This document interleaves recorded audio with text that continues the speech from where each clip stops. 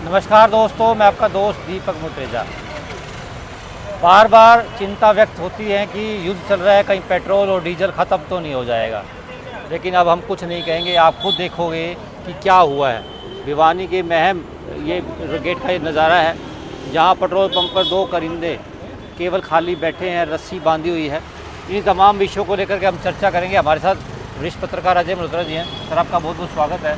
Sir, बार बार चिंता जाहिर की जा रही थी कि कहीं पेट्रोल डीजल ख़त्म तो नहीं हो जाएंगे, क्योंकि कई देशों के युद्ध जो हैं वो चल रहे हैं और सप्लाई जो है वो नहीं आ पा रही है। ऐसी बात नहीं, हालांकि सरकार बार बार यही कहती है कि नहीं, चिंता करने की जरूरत नहीं है, सारी व्यवस्थाएँ हैं। क्या कहोगे सर आप? युद्ध का ये तो स्वाभाविक तौर पर असर तो हर चीज़ पे पड़ता है, और तेल एक ऐसी चीज़ है जिसका असर पड़ना हर एक जीवन पर लाजमी है। यहाँ तक कि जब लॉकडाउन का टाइम आया था देश में, तब भी पेट्रोल और डीजल मिलता था लोगों को, तब उस पर लॉकडाउन नहीं था। आज दिक्कत ये आ गई कि सरकार एक तरफ दावा कर रही है भी तेल की कमी नहीं रहेगी, डीजल की नहीं रहेगी, बनता भी है सरकार का ये कहना, परंतु जो हालात हैं, हमारा 70% तेल और डीजल हम इंपोर्ट करते हैं, और आज जो ईरान से होर्मुज़ का रास्ता है या जल डमरू का रास्ता है, दोनों बंद हैं। कभी 10 में से एक जहाज़ निकल के आ जाता है, कभी 2 निकल के आ जाते हैं इधर दाएं बाएं से।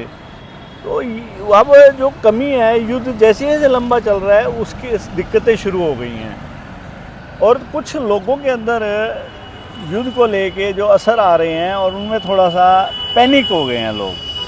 अभी इतनी वो स्थिति नहीं थी कि तेल ख़त्म होने वाली बात आ जाती, परंतु अब जिस आदमी को 1000 का तेल चाहिए था गाड़ी के लिए, उसने 4000 का डलवा लिया। जिस मोटरसाइकिल वाले को 100 का चाहिए था, उसने 400 का डलवा लिया। तो उससे एकदम से कमी महसूस होने लग गई है। और आप देखो, ये पेट्रोल पंप तो ड्राई हो गया, सुबह 9 बजे ड्राई हो गया था ये।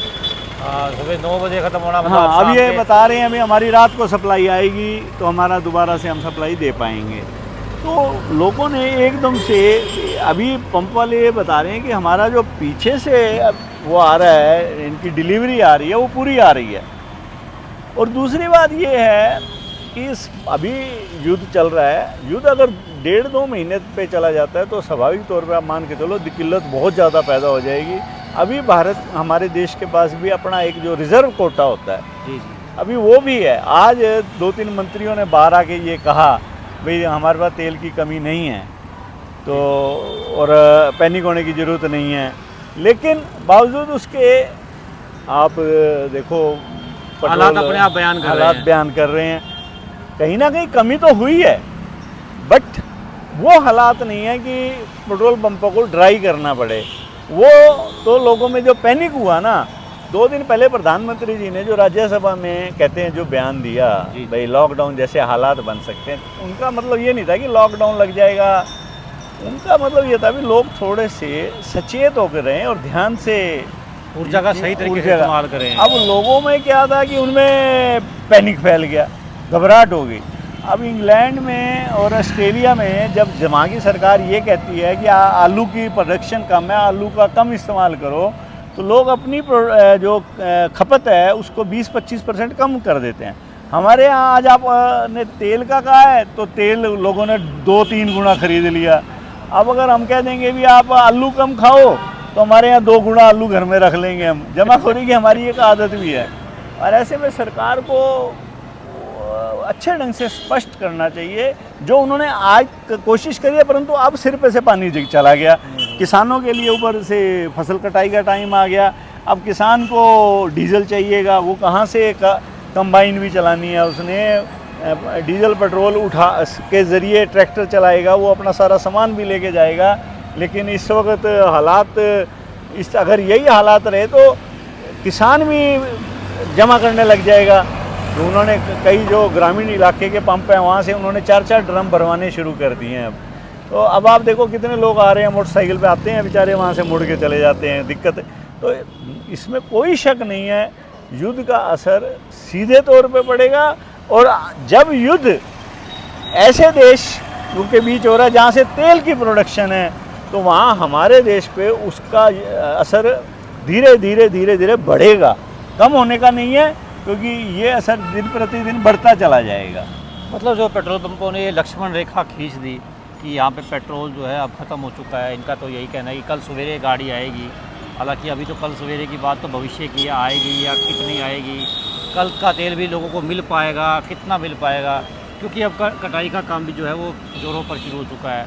सरसों की कटाई शुरू हो चुकी है, खेतों के अंदर किसान लगातार लगा हुआ है, क्योंकि उसके लिए तो सब कुछ यही होता है, खेती ही सब निर्भर होता है वो। और दूसरी बात, जिस प्रकार से लोगों के अंदर पैनिक फैला हुआ है, गैस की भी सुबह सुबह देखते हैं हम लोग कि गैस की भी लंबी लंबी लाइनें जो है वो लगी हुई हैं, पंप के ऊपर भी लाइनें लगी हुई है, लेकिन ये पंप तो बिल्कुल बेचारा वीरान सा हो गया है। तो बंदे बैठे हैं करिंदे, लेकिन उनको पेट्रोल देने के लिए है ही नहीं। यही हालात रहे तो और हालात बेकाबू हो सकते हैं। लोगों को चाहिए कि इसके ऊपर थोड़ा, जिस प्रकार से आपने भी कहा कि लोगों को चाहिए कि अपनी कटौती करें, ऊर्जा का सही तरीके से इस्तेमाल करें।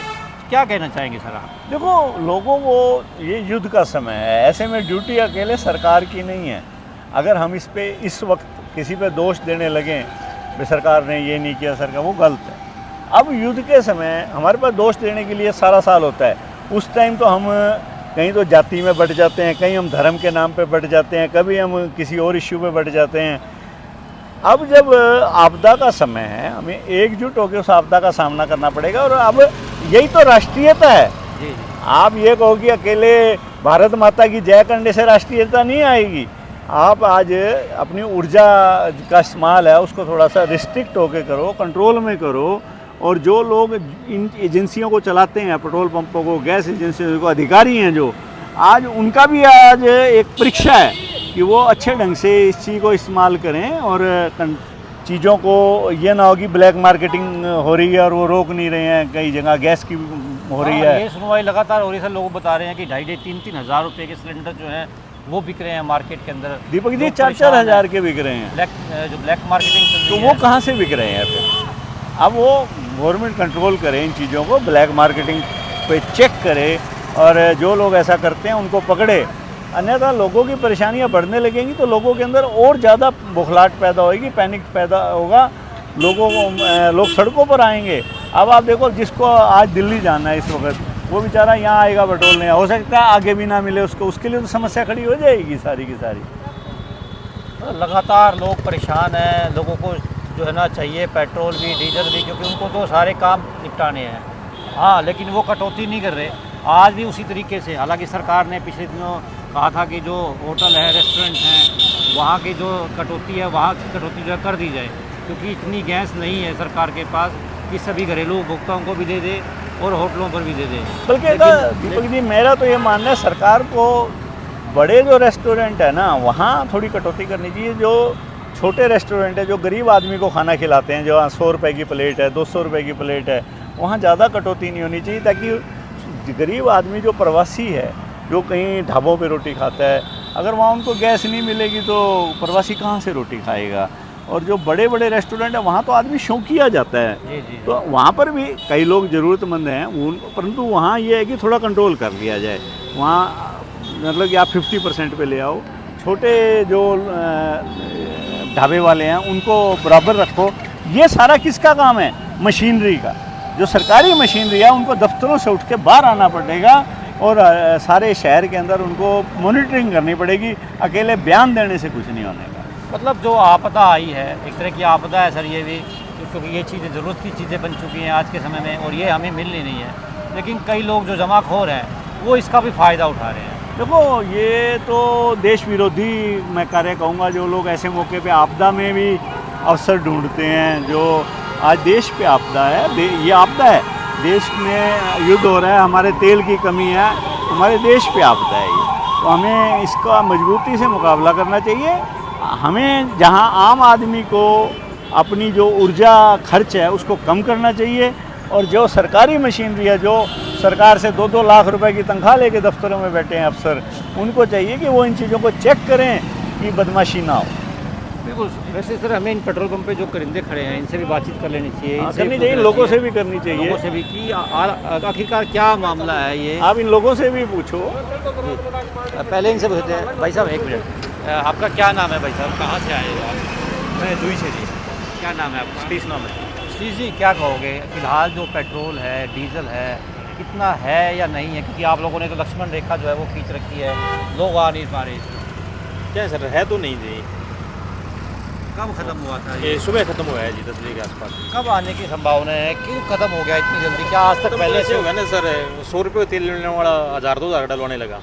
मतलब लोगों के अंदर कहीं ना कहीं डर है, पैनिक है लोग। हाँ, क्या कारण है उसका, क्या ये कारण है? युद्ध हुआ हुआ ना, इसके कारण ज़्यादा वो हो रहा है जी लोगों को। लोगों को क्या कहना चाहोगे आप, क्या संदेश दोगे कि पेट्रोल की कमी है या नहीं है, या लोग अपना ढंग से जो है इस्तेमाल करें इसको? हाँ, लोग ढंग से इस्तेमाल करें तो कमी नहीं रहेगी जी पेट्रोल की। सर ये अच्छी बात कही है इन्होंने कि अगर लोग ढंग से अगर इसका इस्तेमाल करेंगे तो कमी नहीं है। हाँ, अभी हमारे पास रिजर्व है, हमारे देश के मैं पास। कह रहा हूँ ना, अभी कमी की ये 3 दिन से जैसे ही ये बयान आया सरकार का कि लॉकडाउन जैसे हालात बन जाएंगे, उसने लोगों का धैर्य तोड़ दिया और वो पेट्रोल पंपों की तरफ दौड़ पड़े।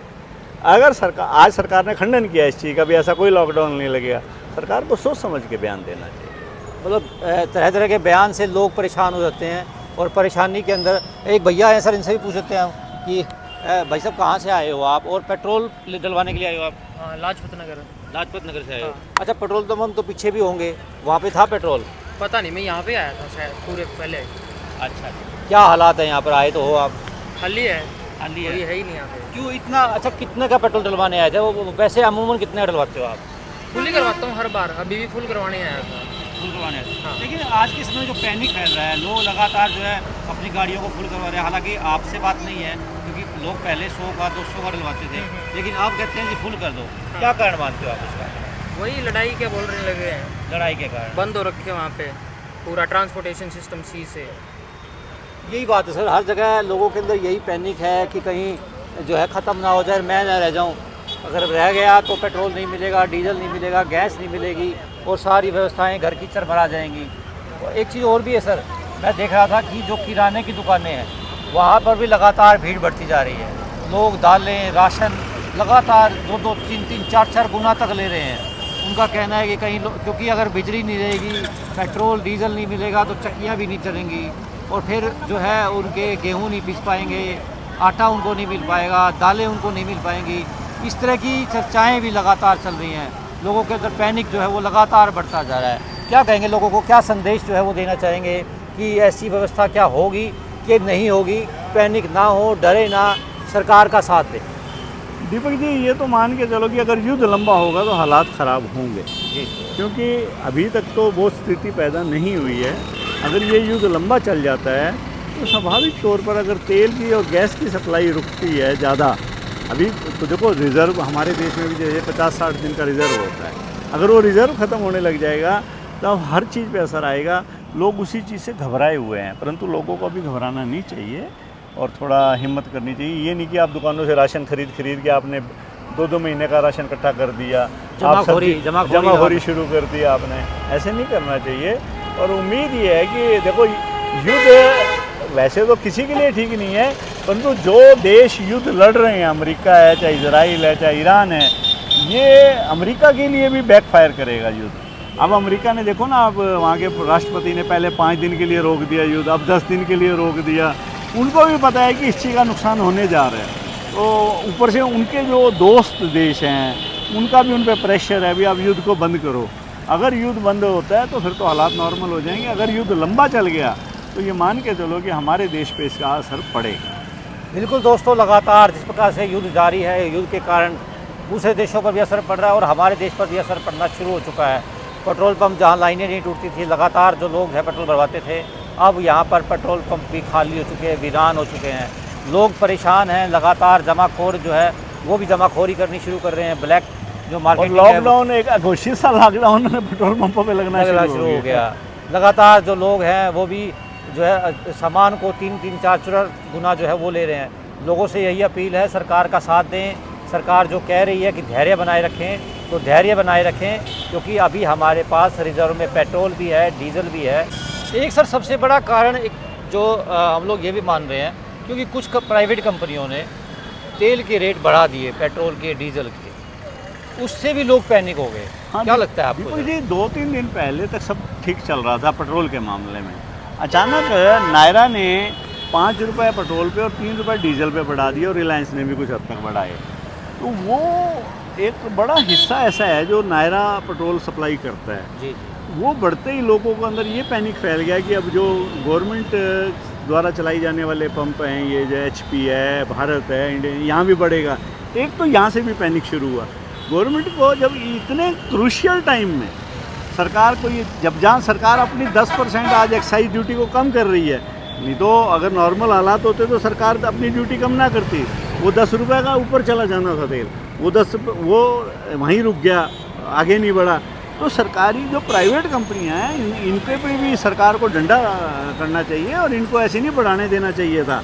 और इनको अगर बढ़ाने देते हैं तो कहीं ना कहीं जिन लोगों ने इनको बढ़ाने दिया उनकी मिली भगत है और वो कोई देश हित में बात नहीं। मतलब उन्होंने भी आपदा के अंदर अवसर देख लिया और फटाफट बढ़ा दिया। और सरकार क्या कर रही थी उस टाइम? सरकार को उनको रोकना चाहिए ऐसे लोगों को।